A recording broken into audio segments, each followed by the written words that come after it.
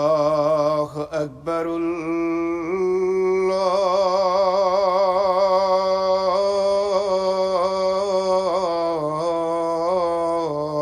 الله أكبر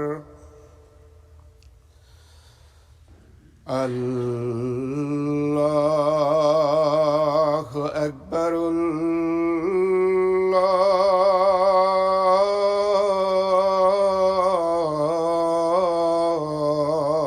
الله أكبر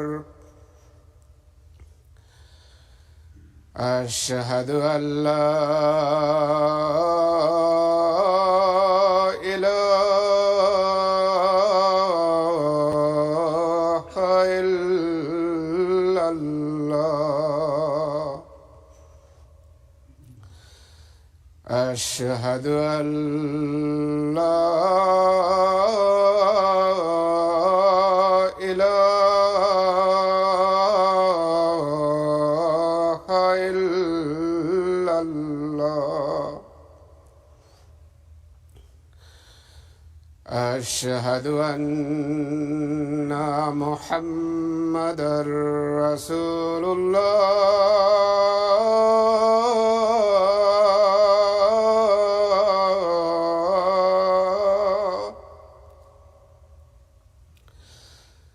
أشهد أن محمدًا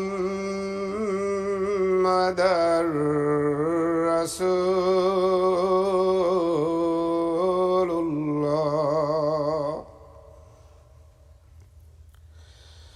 حي على الصلاة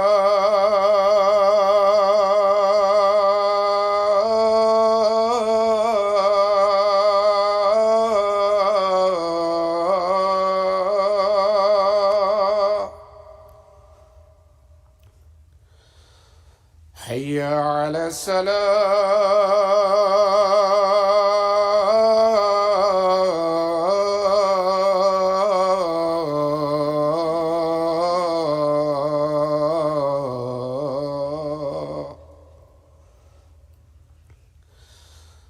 حي على الفلاح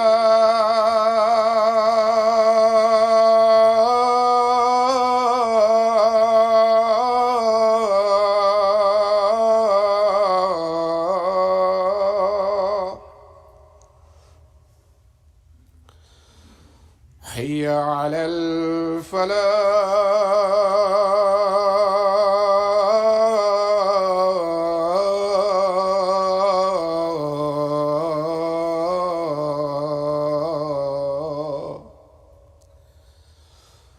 الله أكبر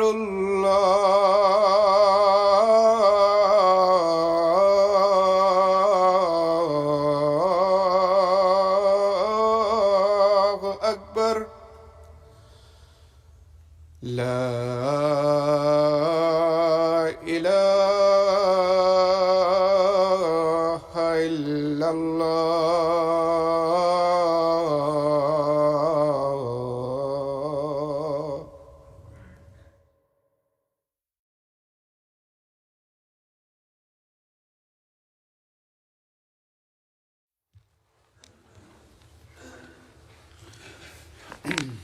السلام علیکم ورحمۃ اللہ.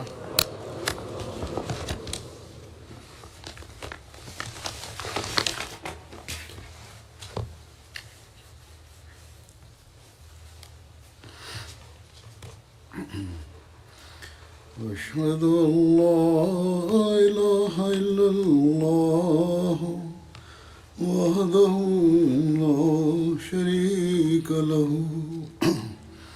وأشهد أن محمدًا عبده ورسوله. أما بعد فأعوذ بالله من الشيطان الرجيم. بسم الله الرحمن الرحيم. الحمد لله رب العالمين. الرحمن الرحيم. مالك يوم الدين. إياك نعبد وإياك نستعين اهدنا الصراط المستقيم صراط الذين أنعمت عليهم غير المغضوب عليهم ولا الضالين.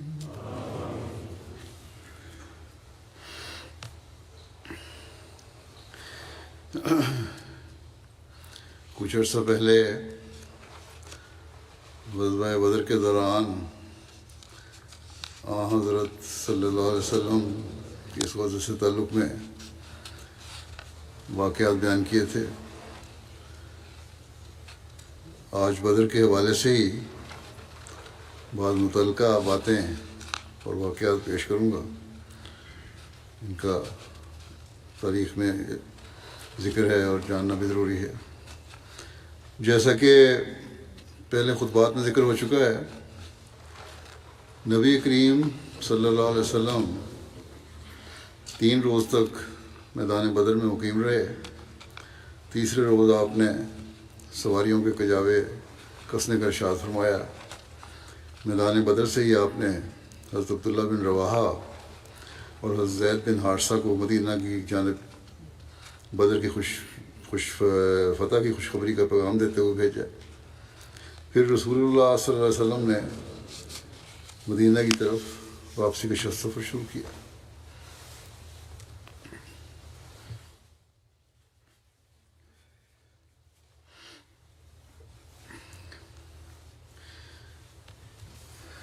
اس فتح نصیب قافلے کے ساتھ قریش مکہ کے 70 قیدی بھی تھے. کتب تاریخ میں مذکور ہے کہ راستے میں ہی ان میں سے 2 قیدیوں کو ان کے سنگین جنگی جرائم کے تحت اس وقت کے عام دستور کے مطابق قتل کر دیا گیا تھا، جن میں سے ایک نضر بن حارث اور دوسرا عقبہ بن ابی معیط تھا.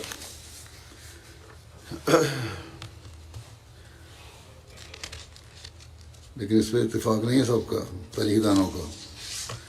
علامہ ابن اسحاق کہتے ہیں کہ بدر سے واپسی پر جب رسول اللہ صلی اللہ علیہ وسلم صفراء مقام پر پہنچے تو نضر بن حارث کو قتل کیا گیا تھا اور حضرت علی نے اسے قتل کیا تھا. سیرت حلبیہ میں مذکور ہے کہ نضر حالت قید میں تھا کہ اس نے اپنے ساتھی سے کہا، اللہ کی قسم محمد مجھے قتل کرنے والا ہے، کیونکہ اس نے مجھے ایسی نظر سے دیکھا ہے جس میں مجھے موت نظر آئی ہے. اس شخص نے نظر سے کہا، اللہ کی قسم ایسا صرف روب کی وجہ سے ہے. حضرت صلی اللہ علیہ وسلم کا جو روب تم پہ پڑا ہے اس کی وجہ سے تم لگ رہا ہے. تو نظر نے مصعب بن عمیر سے کہا، اے مصعب، اس شخص کی نسبت تم رشتہ داری میں میرے زیادہ قریب ہو، بس تم اپنے ساتھی سے بات کرو کہ مجھے قیدیوں میں ایک شخص بنا دے. اللہ کی قسم وہ مجھے قتل کرنے والا ہے. اس پر مصعب نے کہا، تم اللہ کی کتاب کے بارے میں فلاں اور فلاں بات کہا کرتے تھے، اور تم نبی صلی اللہ علیہ وسلم کے بارے میں یہ اور یہ کہا کرتے تھے، اور تم آپ صلی اللہ علیہ وسلم کے صحابہ کو ایذا اور تکلیف دیا کرتے تھے. تو یہ باتیں تمہارے ساتھ ہیں پرانی، تو یہ اگر قتل ہو رہے ہو تم تو اس جرم میں ہو سکتا ہے ہو رہے ہو. ایک روایت میں آتا ہے کہ نضر بن حارث کی بہن قتیلہ بن حارث نے اپنے بھائی کی موت پر کچھ اشعار کہے. بعض کے نزدیک یہ اس کی بیٹی نے کہے تھے، اور بعد میں اس نے اسلام قبول کر لیا تھا. جب رسول اللہ صلی اللہ علیہ وسلم کو ان اشعار کا علم ہوا تو آپ بہت زیادہ روئے، یہاں تک کہ آپ کی داڑھی تر ہو گئی. پھر آپ صلی اللہ علیہ وسلم نے فرمایا، اگر یہ اشعار مجھے یعنی نضر بن حارث کے قتل سے پہلے پہنچتے تو میں اس پر احسان کرتے ہوئے اس کو معاف کر دیتا. لیکن بعض سیرت نگار اس طرح کے اشعار اور ان پر حضرت صلی اللہ علیہ وسلم کے رونے کی روایت کی تردید کرتے ہیں، بعض تو واقعے کی تردید کرتے ہیں۔ بہرحال اللہ تعالیٰ بہتر جانتا ہے کیا صحیح ہے۔ حضرت صلی اللہ علیہ وسلم کے نرم دل سے اگر یہ واقعہ ہوا ہے واقعی، تو یہ اظہار جو تھا وہ بعید نہیں ہے، اور بہت نرم دل کے واقعہ ہوئے تھے، رحم آپ کے دل میں تھا۔ اسی طرح نضر بن حارث کے بارے میں یہ بھی روایت آتی ہے کہ وہ قتل نہیں ہوا جیسا کہ میں نے کہا، بلکہ زندہ رہا تھا، اور غزوہ حنین میں حضرت صلی اللہ علیہ وسلم کے ساتھ شامل ہوا تھا، اور نبی کریم صلی اللہ علیہ وسلم نے اسے 100 اونٹ تالیف قلب کے طور پر دیے تھے۔ پھر جو تاریخ میں ذکر آتا ہے میدان بدر سے واپسی پر دوسرے قتل کا، وہ عقبہ بن ابی معیط تھا۔ اس کو مدینہ کے راستے میں ارکد زبیہ مقام پر قتل کیا گیا تھا۔ حضرت عاصم بن ثابت انصاری نے عقبہ کو قتل کیا، اور ایک روایت کے مطابق حضرت علی نے اسے قتل کیا۔ ایک مصنف لکھتا ہے کہ نضر بن حارث اور عقبہ بن ابی معیط دونوں اسلام کے خلاف جنگ کی آگ بھڑکانے والوں میں سے تھے، اور مسلمانوں پر مصائب و علام کے پہاڑ توڑنے والوں کے سرغنہ تھے، اس لیے ان کو یہ سزا ملی۔ بہرحال ان دونوں قتل ہونے والوں کے بارے میں خلاصہ یہ ہے کہ دونوں کے بارے میں حتمی طور پر نہیں کہا جا سکتا کہ واقعی ان دونوں قیدیوں کو راستے میں قتل کیا گیا بھی تھا کہ نہیں، کیونکہ بعض ایسی روایات بھی ہیں جن میں بڑی وضاحت سے یہ موجود ہے کہ عقبہ بن ابی معیط بدر کے میدان میں ہی قتل ہو گیا تھا، جبکہ نضر بن حارث کے بارے میں دونوں طرح کی روایات ہیں، اس کے قتل کیے جانے کی بھی، اور یہ بھی کہ قتل نہیں ہوا تھا بلکہ بعد میں زندہ رہا اور غزوہ حنین کے موقع پر اسلام قبول کر لیا تھا۔ گو کہ یہ روایات قدرے کمزور سمجھی جاتی ہیں۔ حضرت مرزا بشیر احمد صاحب نے جو سید خاتم النبیین نے بدر کے قیدیوں میں سے قتل ہونے والے ان دونوں کا ذکر جو کیا ہے وہ اس طرح ہے کہ بعض مورخین نے قید ہونے والے رؤساء میں عقبہ بن ابی معیط کا نام بھی بیان کیا ہے، اور لکھا ہے کہ وہ بعد میں حضرت صلی اللہ علیہ وسلم کے ماتحت حالت قید میں قتل کر دیا گیا تھا، مگر یہ درست نہیں ہے۔ حدیث اور تاریخ میں نہایت صراحت کے ساتھ یہ روایت آتی ہے کہ عقبہ بن ابی معیط میدان جنگ میں قتل ہوا تھا، جنگ کے دوران ہوا تھا، قیدی نہیں بنا تھا، اور ان رؤسائے مکہ میں سے تھا جن کی لاشیں ایک گڑھے میں دفن کی گئی تھی۔ البتہ نضر بن حارث کا حالت قید میں قتل کیا جانا اکثر روایات سے ظاہر ہوتا ہے، اور اس کے قتل کی وجہ یہ تھی کہ وہ ان لوگوں میں سے تھا جو ان بے گناہ مسلمانوں کے قتل کے براہ راست ذمہ دار تھے جو مکے میں کفار کے ہاتھ سے مارے گئے تھے۔ اور اغلب یہ ہے کہ حضرت صلی اللہ علیہ وسلم کے ربیب حارث بن ابی حالہ جو ابتدائی اسلام میں نہایت ظالمانہ طور پر حضرت صلی اللہ علیہ وسلم کی آنکھوں کے سامنے قتل کیے گئے تھے، ان کے قتل کرنے والوں میں نضر بن حارث بھی شامل تھا۔ لیکن یہ یقینی ہے کہ نضر کے سوا کوئی قیدی قتل نہیں کیا گیا، اور نہ ہی اسلام میں صرف دشمن ہونے اور جنگ میں خلاف حصہ لینے کی وجہ سے قیدیوں کے قتل کرنے کا دستور تھا۔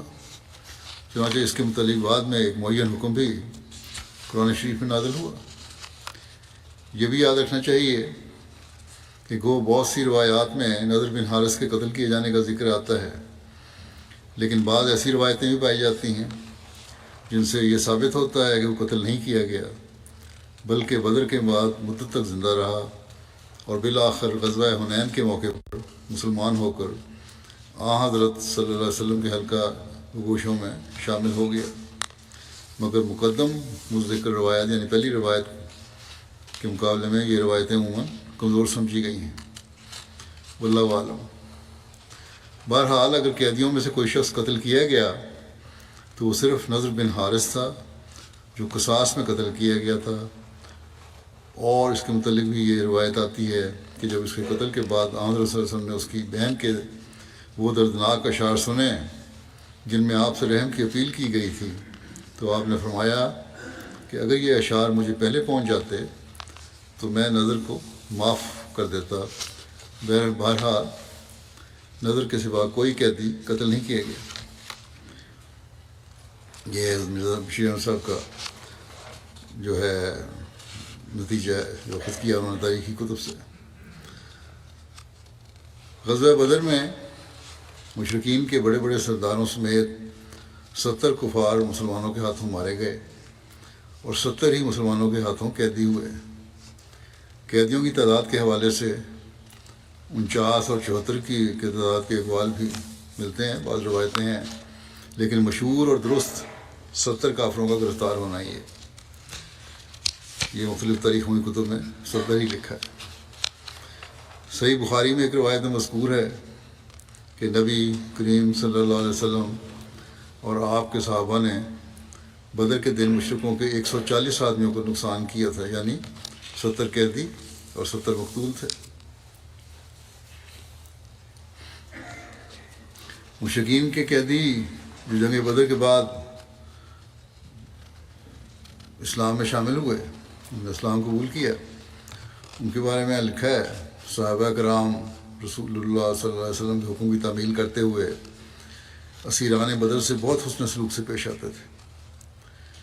ان قیدیوں میں کچھ خوش نصیب ایسے تھے جو اسلام کی تعلیمات اور صحابہ کرام کے اخلاق عالیہ سے متاثر ہو کر مسلمان ہو گئے۔ ان میں سے بعض کے اسماء گرامی انہوں نے نام بھی لکھے ہیں تفصیل سے: عباس بن عبد المطلب، وکیل بن ابو طالب، نوفل بن حارث، ابو العاص بن ربیع، ابو عزیز، اس کا نام زرارہ بن عمیر عبدری تھا، صائب بن ابو حبیش، خالد بن ہشام مخزومی، عبداللہ بن ابو صائب، مطلب بن حنطب، ابو وداع سہمی، عبداللہ بن ابی بن خلف جمحی، وہب بن عمیر جمحی، سہیل بن عمر عامری، عبداللہ بن زمع جو ام المؤمنین حضرت سودا بنت زمع کے بھائی تھے، قیس بن صائب اور مستاس جو امیہ بن خلف کا غلام تھا، صائب بن عبید، انہوں نے اپنا فدیہ بدر کے دن ادا کر کے اسلام قبول کر لیا تھا۔ ان سب نے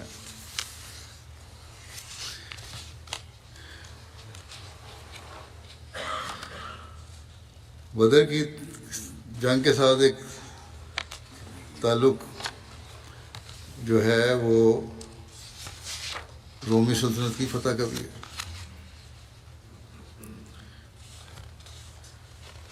رومی سلطنت کی فتح کی بابت حضرت صلی اللہ علیہ وسلم کی پیش گوئی تھی، اور اس کا تعلق جیسے میں نے کہا جنگ بدر سے بھی ہے، اس لیے یہاں اس کا بیان بھی مناسب ہے۔ نبوت کے 5ویں سال میں سورہ روم نازل ہوئی، جس میں رومی سلطنت کے غلبے کی بابت پیش گوئی کی گئی تھی۔ اس کی تفصیل تو میں آگے بیان کروں گا۔ جب اللہ تعالیٰ نے سورۃ الروم کی ابتدائی آیات نازل فرمائیں تو حضرت ابوبکر صدیق رضی اللہ عنہ مکے کے اطراف میں اس سورت کی ان آیات کو پڑھتے ہوئے اعلان کرنے لگے کہ الف لام میم غلبت الروم فی ادنی الارض وهم من بعد غلبہم سیغلبون فی بضع سنین، یعنی اہل روم مغلوب کیے گئے قریب کی زمین میں، اور وہ اپنے مغلوب ہونے کے بعد پھر ضرور غالب آ جائیں گے 3 سے 9 سال کے عرصے تک۔ مشرکین مکہ کے جو تھے، یہ مکے کی بات ہے جب یہ آیت نازل ہوئی، پسند کرتے تھے کہ اہل فارس اہل روم پر غالب آ جائیں، کیونکہ یہ اور وہ بت پرست تھے۔ فارس کے لوگ، ایرانی لوگ بت پرست تھے، آتش پرست تھے، اور مکے کے لوگ بھی بت پرست تھے۔ وہ پسند کرتے تھے کہ فارس کے لوگ غالب آ جائیں، اور مسلمان پسند کرتے تھے کہ اہل روم اہل فارس پر غالب آ جائیں، اس لیے کہ وہ اہل کتاب تھے۔ انہوں نے اس کا ذکر حضرت ابوبکر سے کیا، اور حضرت ابوبکر نے رسول اللہ صلی اللہ علیہ وسلم سے اس کا ذکر کیا تو آپ نے فرمایا وہ ضرور غالب آ جائیں گے، یعنی رومی غالب آ جائیں گے۔ حضرت ابوبکر نے اس کا ذکر مشرکین سے کیا تو انہوں نے کہا کہ ہمارے درمیان اور اپنے درمیان ایک مدت مقرر کر لو، یعنی شرط رکھ لو، اگر ہم غالب آ گئے تو ہمارے لیے یہ اور یہ ہوگا، اور اگر تم غالب آ گئے تو تمہارے لیے یہ اور یہ ہوگا۔ تو انہوں نے 5 سال کی مدت رکھی، یعنی ایک روایت کے مطابق 6 سال کی مدت رکھی۔ شرح سنن الترمذی تحفۃ الآوازی میں لکھا ہے کہ روم کے فارس پر غلبے کے دن مومن خوش ہوئے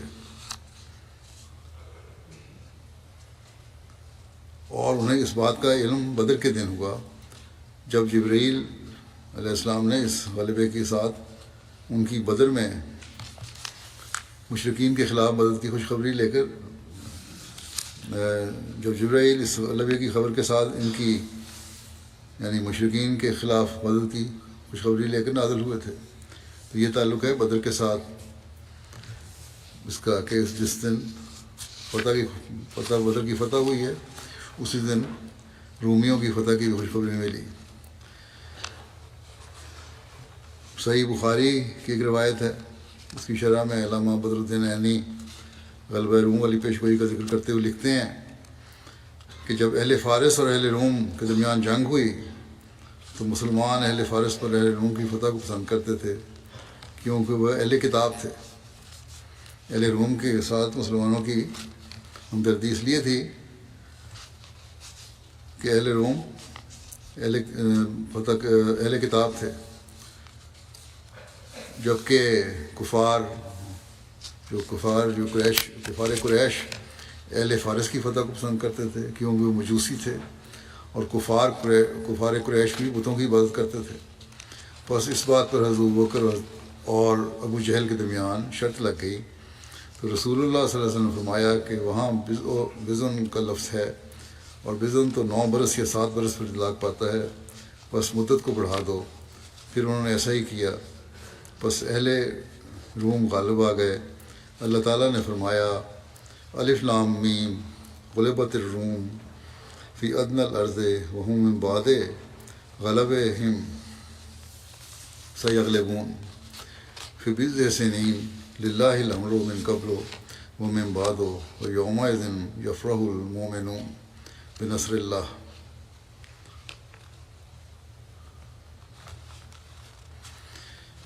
ترجمہ یہ ہے الف لام میم ان اللہ عالم، یعنی میں اللہ سب سے زیادہ جاننے والا ہوں۔ اہل روم مغلوب کیے گئے قریب کی زمین میں، اور وہ اپنے مغلوب ہونے کے بعد پھر ضرور غالب آ جائیں گے۔ 3 سے 9 سال کے عرصے تک حکم اللہ ہی کا چلتا ہے، پہلے بھی اور بعد میں بھی، اور اس دن مومن بھی اپنی فتوحات سے بہت خوش ہوں گے جو اللہ کی نصرت سے ہوگی۔ اور شاہ بھی کہتے ہیں کہ اس وقت شرط لگانا حلال تھا۔ حضرت صلی اللہ علیہ وسلم نے جن واقعات کی پیشگوئی کی ہے ان میں سے ایک صاف و صریح اور مارکت العراء غلبہ روم کی پیشگوئی تھی۔ عرب کے دونوں اطراف میں روم اور فارس کی حکومتیں قائم تھیں۔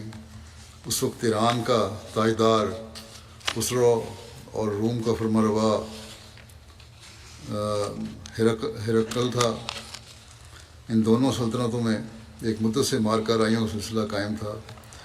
بعثت نبوی کے 5ویں سال 614 عیسوی میں ان دونوں سایہ سلطنتوں میں ایک خونریز جنگ شروع ہو گئی۔ اگرچہ ان دونوں قوموں میں کسی قوم نے مذہب اسلام قبول نہیں کیا، تاہم رومی حضرت عیسیٰ کے پیرو اور اہل کتاب تھے، اور ایرانیوں کے عقائد مشرکین مکہ کے عقائد کے ساتھ مطابقت رکھتے تھے۔ اس لیے لازمی طور پر مسلمانوں کو رومی عیسائیوں کے ساتھ اور مشرکین مکہ کو ایرانیوں کے ساتھ ہمدردی تھی۔ اس لیے مسلمانوں اور کفار قریش دونوں کو جنگ کے نتیجے کا شدت کے ساتھ انتظار تھا۔ ان دونوں سلطنتوں کے حدود دریائے دجلہ اور فرات کے کناروں پر آ کر ملتے تھے۔ رومی سلطنت مشرق میں ایشیائی کوچک حدود عراق، شام، فلسطین اور مصر میں پھیلی ہوئی تھی۔ ایرانیوں نے 2 طرفہ حملہ کیا، ایک طرف تو دجلہ اور فرات کے کنارے سے شام کی طرف بڑھے اور دوسری طرف ایشیائی کوچک کی جانب آذربائیجان سے آرمینیا ہو کر موجودہ اناطولیہ میں داخل ہو گئے اور دونوں طرف سے رومیوں کو پیچھے ہٹاتے ہٹاتے سمندر میں ان کو دھکیل دیا۔ شام کی سمت میں انہوں نے یکے بعد دیگرے اس ارض مقدس کا ایک ایک شہر رومیوں سے چھین لیا۔ 614 عیسوی میں فلسطین اور اس کا مقدس شہر یروشلم ایرانیوں کے زیر سایہ آ گیا، کنیسوں کو مسمار کر دیا گیا،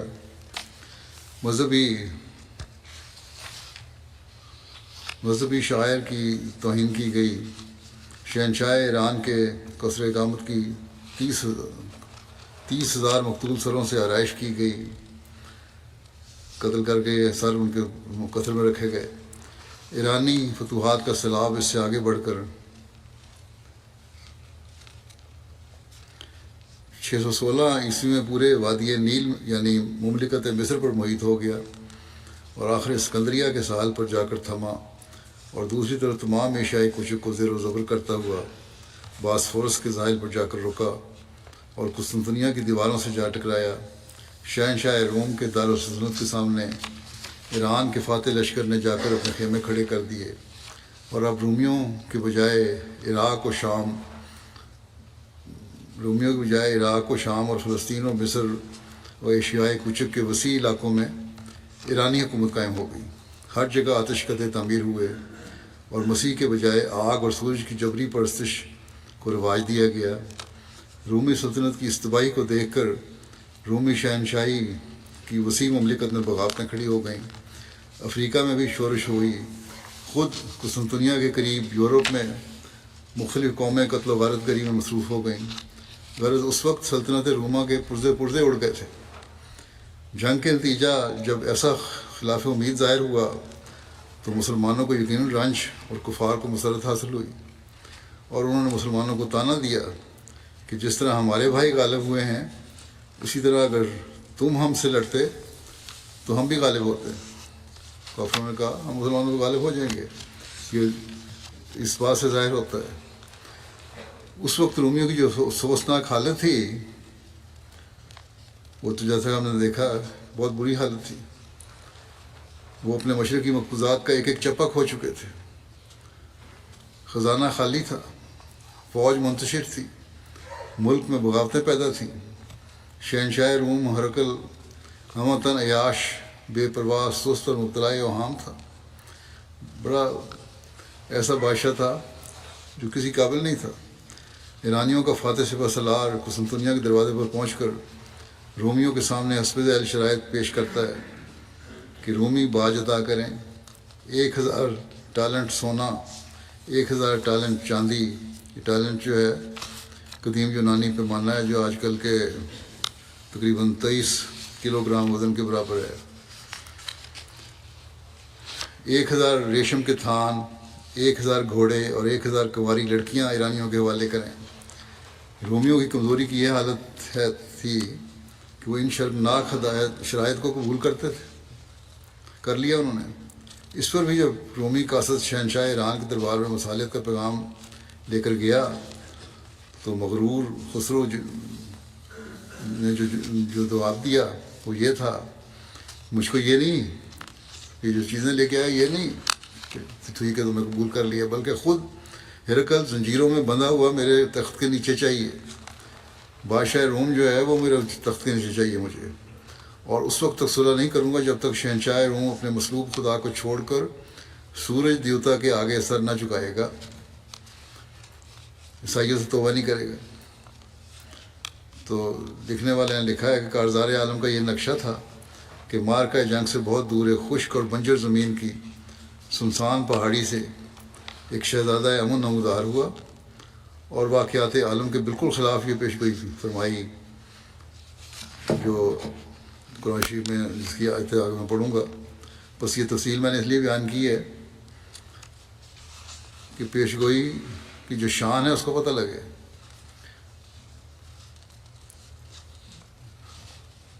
یہ پیشگوئی کیا تھی، جیسے میں نے پہلے بھی پڑھا، دوبارہ پڑھتا ہوں۔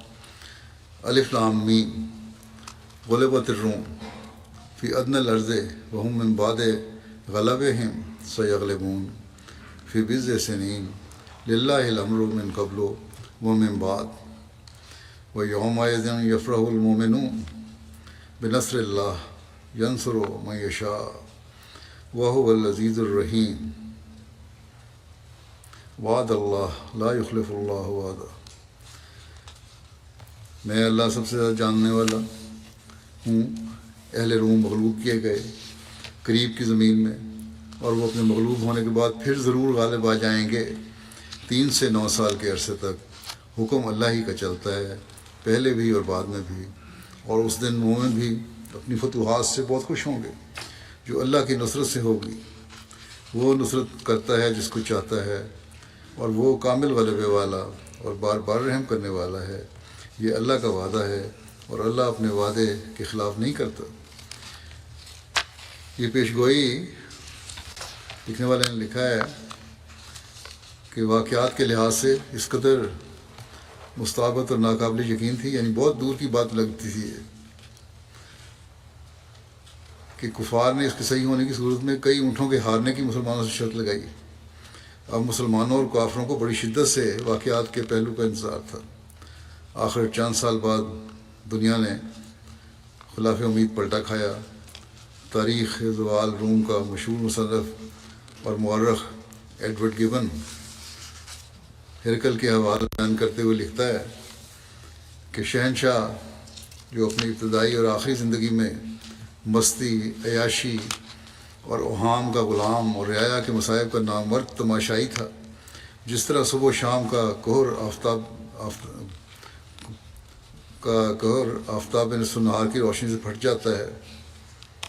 دفتن 621 عیسوی میں محلوں کا آرکاڈیوس میدان جنگ کا سیزر بن گیا، یعنی یہی شہنشاہ روم جو تھا. اور روم و ہرقل کی عزت 6 مہمات کے ذریعے نہایت شاندار طریقے سے بچا لی گئی.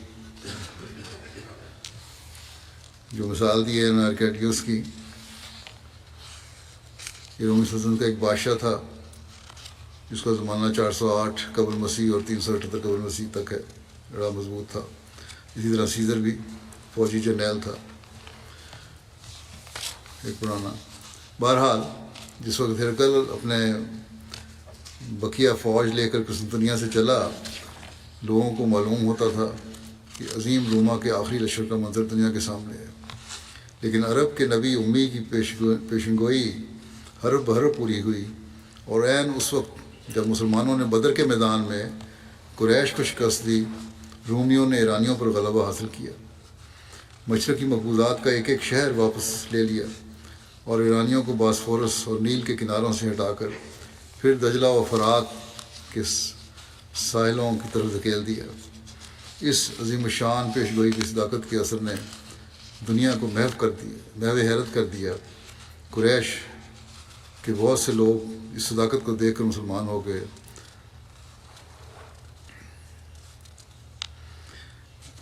اور واقعہ کے 1250 برس کے بعد ایڈورڈ گیون اس حیرتناک پیشگوئی کی سچائی سے متاثر ہو کر کہتا ہے، یہ غیر ہیں وہ اس پیشگوئی کے قائل ہو رہے ہیں. کہتا ہے، جس کا ترجمہ یہ ہے کہ محمد صلی اللہ علیہ وسلم مشرق کی ان 2 عظیم الشان سلطنتوں کے ڈانڈے پر بیٹھ کر ان دونوں کی ایک دوسرے کو تباہ کر دینے والی روز افزوں کوششوں کی ترقی کو دلی مسرت کے ساتھ بغور مطالعہ کر رہا تھا. اور عین اس وقت جب کہ ایرانیوں کو پہم کامیابیاں حاصل ہو رہی تھیں، اس نے اس پیشگوئی کی جرت کی کہ چند سال میں فتح و ظفر رومی علم پر سایہ فگن ہوگی. جس وقت یہ پیشگوئی کی گئی تھی، کوئی پیشگوئی اس سے زیادہ دور از قیاس نہیں ہو سکتی تھی. یقین ہی کوئی نہیں کر سکتا تھا، کیونکہ ہرقل کے 12 سال کی حکومت نے اس بات کا اعلان کر دیا تھا کہ رومی شہنشاہی کا شیرازہ جلد بکھر جائے گا. ہرقل کی طبیعت میں اس فوری انقلاب اور واقعات کی روح سے اس حیرتناک تغیر اور اس کے اسباب کی تفصیل میں تاریخ روم کے مصنفین نے عجیب عجیب باتیں پیدا کی ہیں. لیکن انہیں کیا معلوم، گبن لکھتا ہے کہ انہیں کیا معلوم کہ اس خونی مارکے سے دور ایک پیغمبرانہ ہاتھ رومیوں کی مدد کے لیے دراز تھا، اور وہی اس انقلاب اور تغیر کا سب سے بڑا روحانی سبب تھا. مستدرک اور جامع ترمذی میں ہے، خود اس نے کوٹ کیا ہے کہ روم و فارس کی جنگ جب شروع ہوئی تو مشرکین ایرانیوں کے طرفدار تھے، کیونکہ وہ بھی بت پرست تھے، اور مسلمان رومیوں کی طرفدار تھے کہ وہ اہل کتاب تھے۔ اس وقت ایرانی روم کو دباتے جا رہے تھے، اس پر سورہ روم کی پیشگوئی نازل ہوئی۔ حضرت ابوبکر نے چلا کر تمام مشرکین کو یہ پیشگوئی، مشرکین نے کہا کہ اس پیشگوئی کے لیے کوئی سال مقرر کرو۔ حضرت ابوبکر نے 5 سال کی شرط کی۔ حضرت صلی اللہ علیہ وسلم کو معلوم ہوا تو فرمایا کہ بضع سنین کا لفظ 3 سے 9 تک بولا جاتا ہے، اس لیے 10 سال سے کم کی مدت مقرر کرنی چاہیے تھی۔ چنانچہ اس تشریح کے مطابق 9ویں سال غزوہ بدر کے موقع پر پیشگوئی پوری ہوئی اور رومی غالب آ گئے۔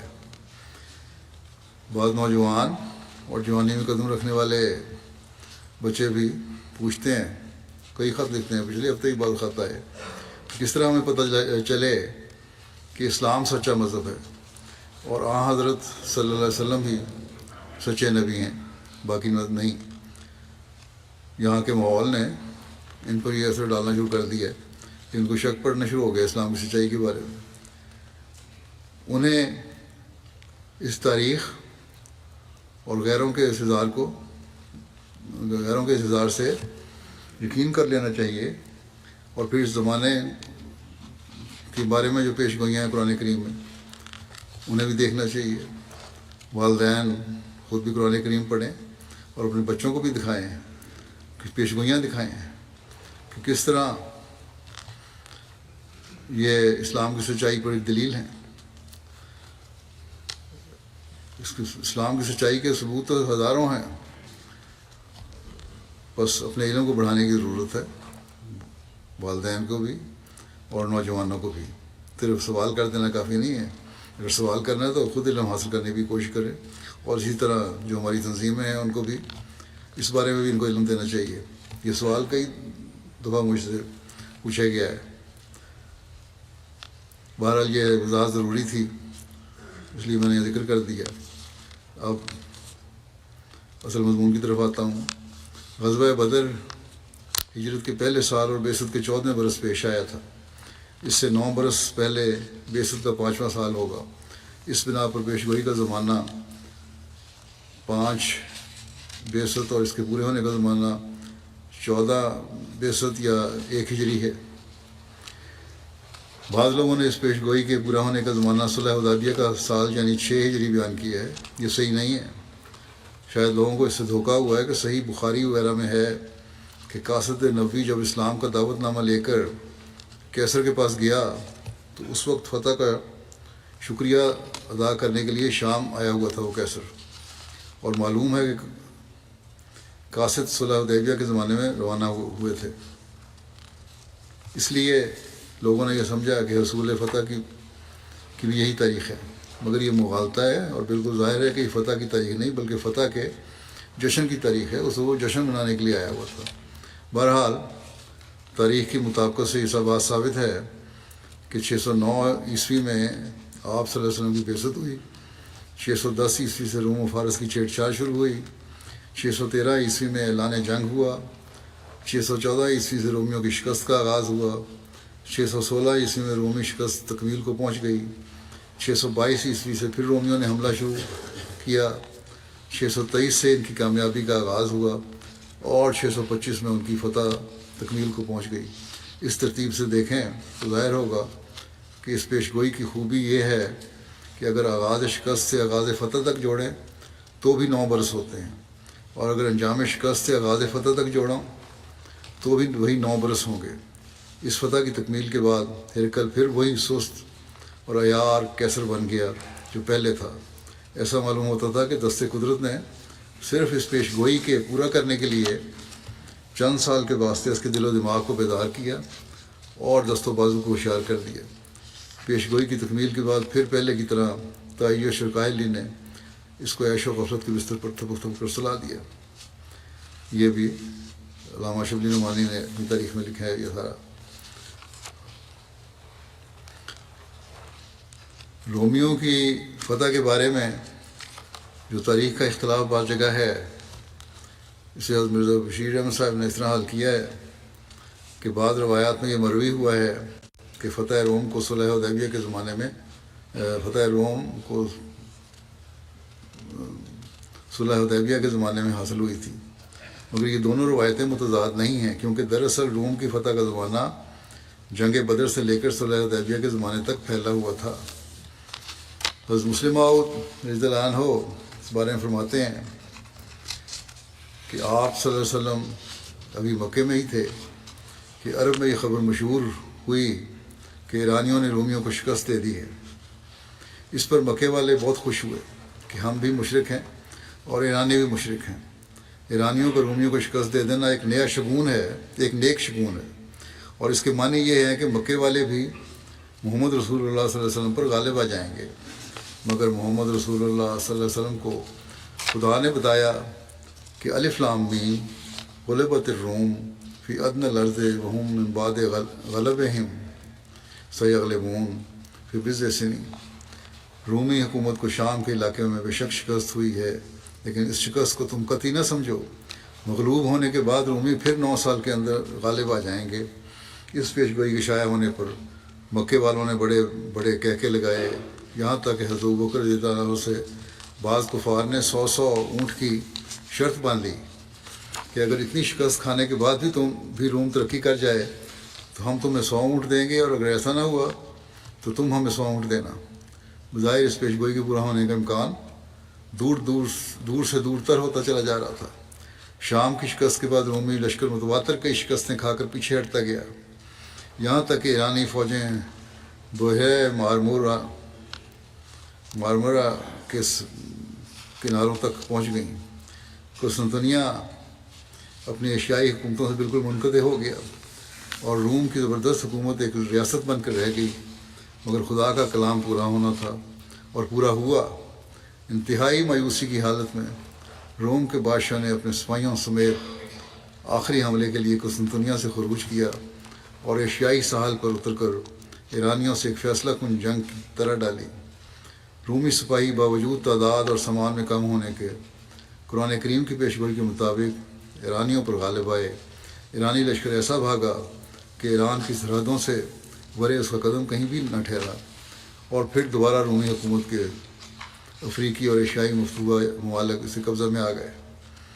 حضرت مسیح علیہ السلام فرماتے ہیں جب ابوبکر صدیق رضی اللہ عنہ نے ابو جہل سے شرط لگائی اور قرآن شریف کی وہ پیشگوئی مدار شرط رکھی کہ الف لام میم غلبت الروم فی ادنی الارض وهم من بعد غلبہم سیغلبون فی بضع سنین، اور 3 برس کا عرصہ ٹھہرایا، تو آپ پیشگوئی کی صورت کو دیکھ کر فی الفور دور اندیشی کو کام میں لائے اور شرط کی کسی قدر ترمیم کرنے کے لیے ابوبکر صدیق کو حکم فرمایا، اور فرمایا کہ بضع سنین کا لفظ مجمل ہے اور اکثر 9 برس تک اطلاق پاتا ہے۔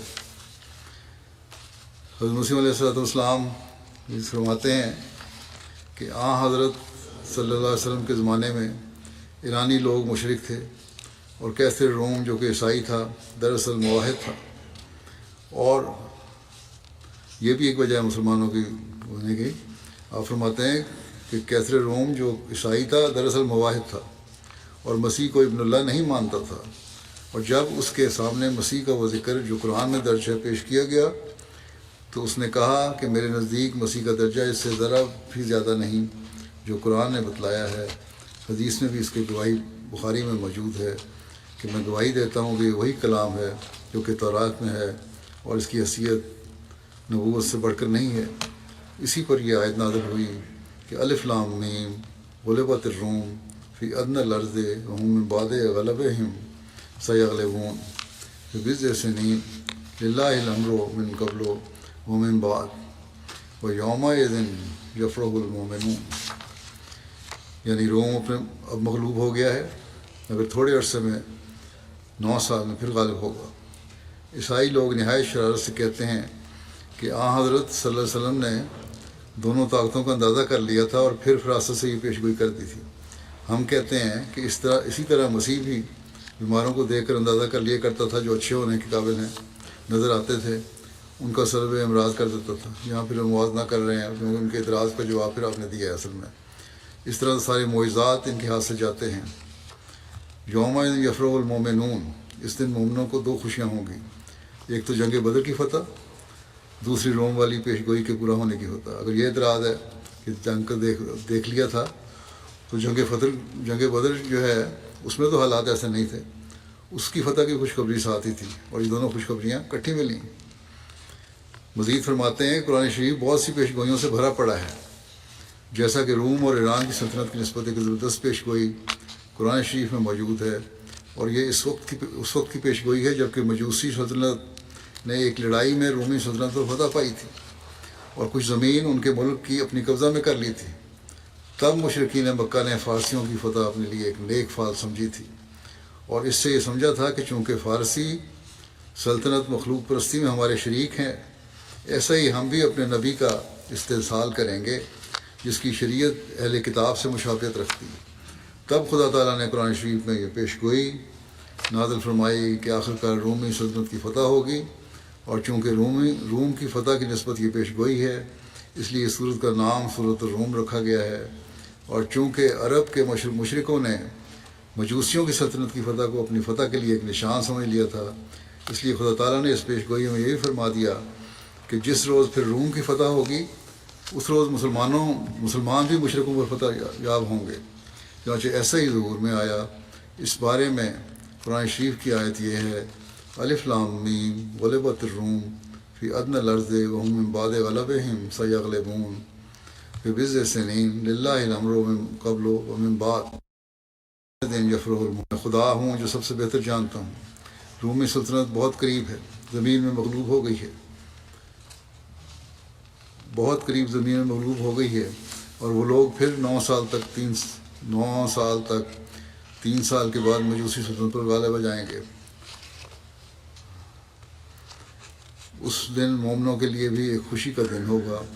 چنانچہ ایسا ہی ہوا، اور 3 سال کے بعد 9 سال کے اندر پھر رومی سلطنت ایرانی سلطنت پر غالب آ گئی، اور اسی دن مسلمانوں نے بھی مشرکوں پر فتح پائی، کیونکہ وہ دن بدر کی لڑائی کا دن تھا جس میں اہل اسلام کو فتح ہوئی تھی۔ پھر فرمایا، اب غور کر کے دیکھو یہ کیسی حیرت انگیز اور جلیل القدر پیش گوئی ہے۔ ایسے وقت میں پیش گوئی کی گئی جب مسلمانوں کی کمزور اور ضعیف حالت خود خطرے میں تھی، نہ کوئی سامان تھا نہ طاقت تھی۔ ایسی حالت میں مخالف کہتے تھے کہ یہ گروہ بہت جلد نیست و نابود ہو جائے گا۔ مدت کی قید بھی اس نے لگا دی، اور پھر یوم یفرح المومنون کہہ کر دوہری پیش گوئی بنا دی، یعنی جس روز رومی فارسیوں پر غالب آئیں گے اس دن مسلمان بھی بامراد ہو کر خوش ہوں گے۔ چنانچہ جس طرح یہ پیش گوئی کی تھی، جس طرح بدر کے روز پوری ہو گئی، ادھر رومی غالب ہوئے اور ادھر مسلمانوں کی فتح ہوئی۔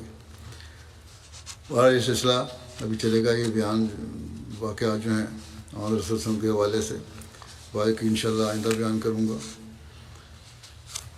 نماز کے بعد میں ایک جنازہ غائب بھی پڑھاؤں گا جو مکرم فراس علی عبدالواحد صاحب یو کے کا ہے۔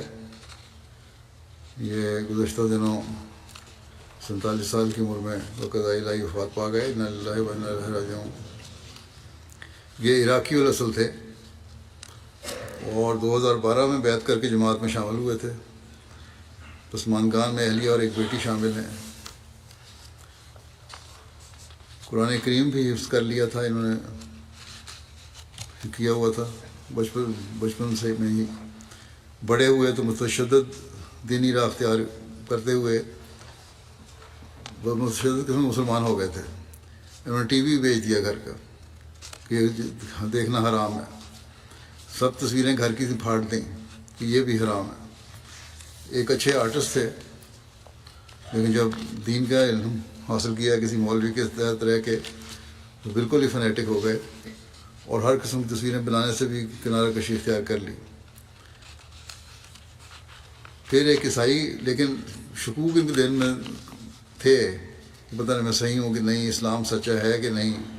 ایک عیسائی کلاس فیلو ان کا دوست تھا، اس سے متاثر ہو گئے کچھ عرصے کے بعد،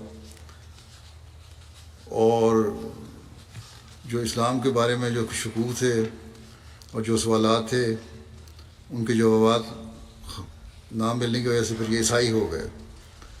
پھر کچھ عرصے کے بعد پھر نبی کریم صلی اللہ علیہ وسلم کی محبت جوش میں آئی، پھر انہوں نے دوبارہ اسلام قبول کر لیا. بہرحال یہ اچھے محنتی تھے، پڑھنے والے تھے. یونیورسٹی آف بصرہ میں ڈگری حاصل کی، وہاں کے کالج آف بزنس ایڈمنسٹریشن اور اکنامکس میں تعلیم حاصل کی. زبانیں سیکھنے کا شوق تھا، اس لیے انہیں اچھی انگریزی زبان سیکھی، فرینچ بھی سیکھی، اسپینش سیکھی، جرمن سیکھی اور کسی قدر رشین زبان بھی جانتے تھے. 2009 میں یہ اپنی اہلیہ کے ساتھ یہاں یو کے شفٹ ہو گئے. تو اللہ تعالیٰ نے انہوں نے ایک بیٹی بھی دی یہاں. برطانیہ پہنچنے کے بعد فراز صاحب نے اتفاقاً MTL عربیہ دیکھا اور اس پر انہیں ان کے سوالات کے جوابات ملنے شروع ہو گئے. آخر ان کے دل میں حضرت مسیح علیہ السلام کی صداقت اس حد تک گھر کر گئی کہ اکثر حضرت مسیح علیہ السلام کے حضرت رسول اللہ کی مدح میں لکھے گئے قصائد گنگناتے رہتے تھے.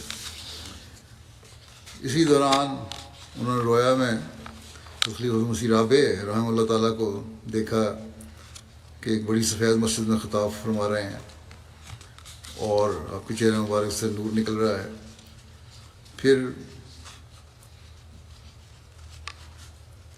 بعد میں ایک خوبصورت نوجوان کو دیکھا جو اخباری نمائندے کی طرح مائکرو فون میں حضرت مسیح علیہ السلام کے نہایت خوبصورت ناموں سے ذکر کرتے ہوئے لوگوں کو آپ کی اتباع کرنے کی تلقین کر رہا تھا. آخر انہوں نے اس بنا پہ 2012 میں بیعت کر لی. شیفیلڈ کے ڈاکٹر بلال طاہر صاحب سے ان کا رابطہ ہوا، ان کے ذریعے سے انہوں نے بیعت کی درخواست بھجوائی.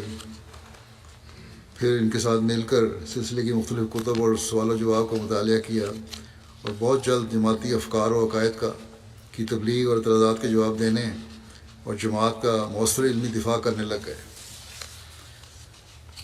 اردن سے یزن ربابہ صاحب لکھتے ہیں کہ برادران فراس عبدالواحد صاحب بہت اچھے احمدی تھے، جماعتی کتب کا مطالعہ کرتے، معاندین اور مرتدین کو جواب دیا کرتے تھے. وہ حقیقی طور پر اسلام احمدیت کا دفاع کرنے والے تھے. فیس بک پر احمدی احباب ان کو فارس سے احمدیت یعنی احمدیت تک گھڑ سوار جنگجو کہتے تھے. میری آنکھیں ان کا ذکر کرتے ہوئے نم ہیں، خدا تعالیٰ ان کے مغفرت فرمائے. تمیم ابو دکا صاحب لکھتے ہیں کہ فراز صاحب غیر معمولی محقق اور عربی اور انگریزی میں ترجمہ کرنے اور لکھنے کی بہترین صلاحیت رکھتے تھے. جماعتی ویب سائٹ پر سوالوں کے جواب دینے والی ٹیم کے سرگرم ممبر تھے. ان کے جوابات ہمیشہ مکمل اور مدلل ہوا کرتے تھے، جن کی تائید میں وہ جماعتی اور غیر جماعتی عربی اور انگریزی مصادر سے حوالے بیان کیا کرتے تھے. بعض عرب مرتدین اور منافقین نے جب فتنہ کھڑا کیا تو مرحوم فراز صاحب ان کے اعتراضات کے جواب دینے والوں اور ان کا مقابلے کرنے والوں کی صف اول میں شامل تھے. اپنے کامل ایمان اور محبت کی وجہ سے بڑی شدت سے جماعت اور خلافت کا دفاع کرتے تھے. ڈاکٹر ایمن عہدے صاحب کہتے ہیں کہ مرحوم بھائی فراز عبدالواحد کو ان کی وسیع علم اور غیر معمولی ذہانت ان کے مضامین اور تحریروں کے حوالے سے خاص طور پر جانتے تھے. انہیں جماعت میں شامل ہوئے زیادہ عرصہ نہیں گزرا تھا، پھر بھی انہوں نے نہایت قلیل عرصے میں جماعتی افکار و عقائد کے بارے میں گہرا علم حاصل کر کے اپنے مؤثر جوابات سے مخالفین کے منہ بند کر دیے تھے.